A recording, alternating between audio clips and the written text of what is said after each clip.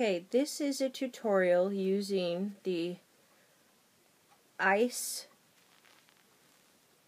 yarns, and this particular skein is called Frilly, and it calls for a 4.5 to 5 millimeter or a US 7 or 8. With this particular yarn, that gauge of needle is absolutely impossible to knit with, and I will show you why. I'm a self-taught knitter. I taught myself through Knitting for Dummies, so I will be showing you techniques that are very unconventional and unorthodox to most of the knitting world and may anger some of you. But this yarn, you can see, is very gauze-like. It's very cotton feel. It's very narrow. It is not like the other types of knitting mesh yarns that have been manufactured. This particular brand of yarn comes from Turkey. It's very unforgiving yarn, and the mesh is very tight. Very small holes. I did try to knit this with the called for gauge of knitting needle, which were bamboo, and anybody that has bamboo knitting needles knows that they are very pencil-like tips, so they're just like knitting with a sharpened pencil, which is impossible to knit this particular yarn with. But this is a little pattern that I came up with, and it's completely freestyle. It is 6 stitches, and right now what I'm showing you is the back of my work. This is a scarf that I'm making for a friend.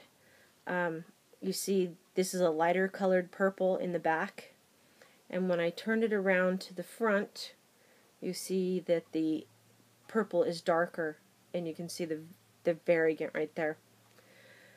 This yarn is a tricolor yarn, and you can see how it likes to stay twisted and folded over much like a shoestring, which makes it very difficult and frustrating to knit.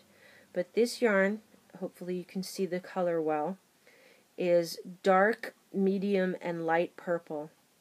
I have 4 skeins of this yarn, so what I am choosing to do is I started by knitting on the light side of the yarn, the lighter color, and I'm going to knit 4 swatches. Each swatch is going to be 1 skein. This particular Frilly Ice skein of yarn is 100% acrylic, 50 grams, 25 millimeter yard, or 25 millimeters, which is not very much at all for a skein of yarn. So what I'm choosing to do, so I can showcase as much of the beautiful color as I can, this swatch I'm going to knit with the dark color on the out. And after I finish this swatch, I'll switch it up and I'll knit on the dark side, and so the lighter color will show on the out. Most of these scarves are knitted in a front, well, they're knitted like a staircase. So you keep your yarn going around like this as you turn your work. This particular pattern, you do not turn the work. I've invented a few techniques to try and make this scarf knitting technique go faster, and I know this is where a lot of you may be upset with me for doing so, but I am predominantly left-handed, and of course, like I said, I'm self-taught, so feel free to criticize if you like, but I have found that this is very much faster.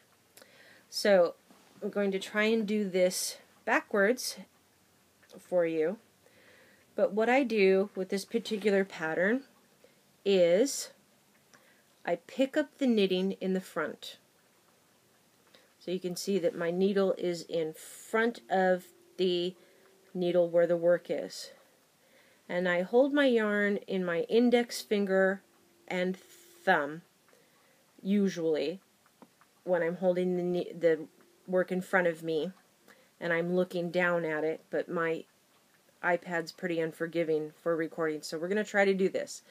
Now what I do is I've inserted my needle in the front of the work, and then I'm going over the yarn not behind it, over the yarn, and I'm picking up at, the 2-inch mark. Just enough of the work to create a loop. And I'm keeping tension on the yarn to hold that loop on the tip of the needle. These needles that I'm using are the Boy, B-O-Y needles, because they have that special speed tip. It's kind of beveled, and it really does make for a good pickup on this new style of yarn. So I hold tension with my 2 fingers as I pull the yarn through. It doesn't matter if you go around the back or around the front. The whole goal is just to keep that stitch on the needle. So that stitch is complete, and you pull the old stitch off to make it for the next one. So you have to unravel the yarn, which makes this stuff really frustrating. I will never buy this yarn again, and when I'm finished with this pattern, it will be the one and only scarf ever made by me out of this yarn, because I find it frustrating and annoying. So I picked up my stitch in front of the working yarn, and in front I go over the top of the working yarn and pick up a few of the stitches. If you pick up too many of these, you will not give yourself enough free material to make a good ruffle. So whatever you have to do to keep that yarn on the needles, whatever technique you have to come up with to keep the yarn on the needles, that's the whole goal. So I'm going to knit a couple of these just to get down to the end, because I want to show you how I'm unconventionally knitting this to get this very interesting looking 2-sided technique to this pattern. I know this is a strange scarf pattern, but on the lapel, as it's being worn, it will lay flat. I don't know if that's anything that's desirable in the fashion world, but I think it will be nifty to look at. And she'll have to like it. Even if she doesn't, she can just not wear it. Oh well. But so again, I'm picking up in front of the yarn, in front of the stationary needle, and I'm going over the top of my yarn and picking up just a few stitches, just a few pieces of the mesh, not very much at all. And I'm just holding it tight just to keep it on. There really isn't a rule for this type of yarn or this type of knitting, because each of these newer yarns, they kind of make up their own rules in how they allow you to work with them. So you can see, let me get that one stitch. Sorry about that. That's the nature of this yarn. It's very frustrating. Pick up that stitch there. Pull it under and around and through. Okay, success. Now, instead of turning my work, which is what most people will do, and then they'll do what I call the spiral staircase technique on these yarns, I am not turning my work. My work will go from this needle to this needle, and the stitching I'm doing, the yarn is actually making a zigzag effect as I knit it. So instead of going around the back to front, I'm going in a zigzag. So I just transfer hands. It was on the right side, and now it's on the left side. And that's where a lot of you are going to pull your hair out and yell at me and say this isn't really knitting and it's not a true technique. But my mom, who is an avid crocheter, says if you can repeat the same stitch over and over again and it makes something nice to look at and doesn't come apart, then you have had success and you have knitted and or crocheted something.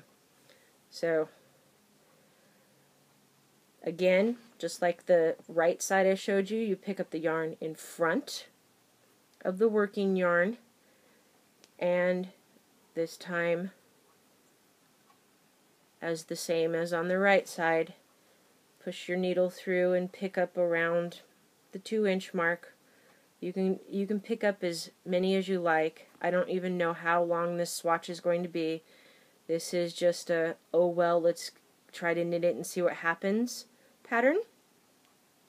If I actually do finish this and I don't wind up throwing this yarn away because it's made me so angry, I will post a follow-up video showing the panels and showing the finished product so you can see if I've actually had success with it. But again, the knitting is picked up in the front of the stitch, and you go over the top of the yarn and you just pick up a few pieces of the mesh, and I hold tension on the working yarn just to make it so that I can slide the needle over to get the stitch, which makes this stuff so frustrating.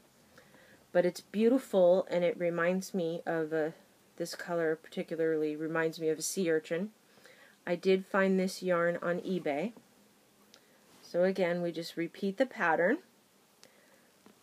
repeat the stitch, picking up in front of the working of, I pick up with the working needle in the front of the piece of knitting that I'm doing, and I go over the top. So you can see I have my yarn here. You can go backwards, you can go behind and pick up stitches if you like, but I'm choosing to go over the top because I think this little twist creates some more puckers in the finished item so that you get more of the ruffle effect to the scarf than you would if you went behind, because at the end it creates a little twist in the stitch. So it just, in my opinion, it creates a better ruffle. But you can see this is the last stitch, so I'll go super slow, and you can see the 2 stitches. You can see my working yarn is in front. I go in front of the stitch, and then my working yarn comes up, and I go in front of the yarn, picking up a few of the mesh, just keeping it tight on the needle so that I can just get that stitch gone. And what this is continuing to make is, you can see the ruffle side, very pretty, and after it's finished I'll hand wash it and perk up the puckers. But you can see that it creates this nifty little lobster or shrimp tail. But in the back, you can see the way the knitting has come out. So this is technically a one-sided scarf, but I think it's going to be very interesting and very nice because as it's being worn, it will lay flat against the lapel. So if that's something desirable to make, then you can make it. And as I said, as I make progress on this, I'll post it, and then at the end of it, on the last tutorial, and of course on this one, I'll try and make them so that you can find them all together, and I will see if I can type in the written instructions. But basically, this is it, and thank you for watching my very first knitting tutorial. Hope to make some more, and hope you enjoyed it. Thank you.